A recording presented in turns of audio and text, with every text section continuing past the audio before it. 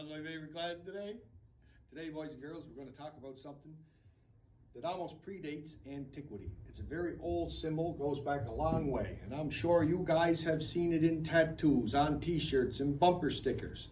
Go with the flow kind of stuff. And because this represents a go with the flow kind of ideology, the Taoists adapted it. It was perhaps the Taoists who were the first to use this symbol. This symbol, as I said, goes back to antiquity, specifically in the eastern part of our planet, in Asia. And it's so intrinsic in Asian culture. You see there's a gentleman named John Mulaney who did another YouTube video on the Yin-Yang. And he actually talks about cities in China that are, whether they're on the sunset side of rivers or on the shady side of rivers, that actually have yin or yang in their name. That's how intrinsic it is in Asian culture.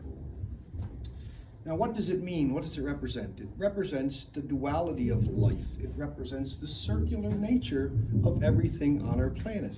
It represents the male and the female, and you will notice that it also has parts of the other within each. It represents the seasons. You can't have winter without a summer. But during the winter, there are times when you have like Chinooks. You have Chinooks in Eastern Canada, which are very warm spells. And in summer, you have very cold spells. You can't have one without the other. One builds the other, one supports the other. It is order and chaos. It is balance and unrest. It is the circular nature of our current patterns in the North Atlantic here. It is the circular nature of our global wind patterns. Because of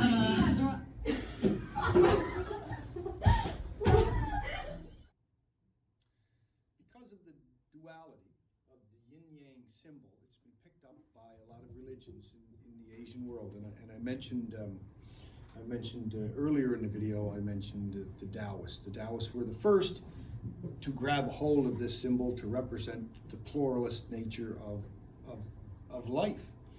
Also, in the Hindu faith, a big component of the Hindu faiths is cause and effect. So you have your cause and effect, and that fits within the confines of the yin-yang. In Judaism, in Christianity, it fits within the same confines. You have light and dark. You have Lord and Lucifer. You have the two that are combating all the time. But what you see in each is a little bit of the other.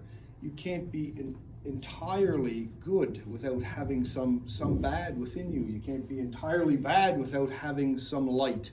The same thing one of my students pointed out comes from the movie Star Wars, or you see that portrayed in the movie Star Wars. You see good and evil. Another one of my students talked about Romeo and Juliet. So Romeo and Juliet have a love. The love is the yang. It is the positive. It is the uplifting part of life. But then you have the murder, and that's kind of a downward spiral. And you have the two that balance each other out. And I think that's a good descriptor of the yin-yang. Have a good day, boys and girls. What do you think of that one? Good, eh? Oh, boy.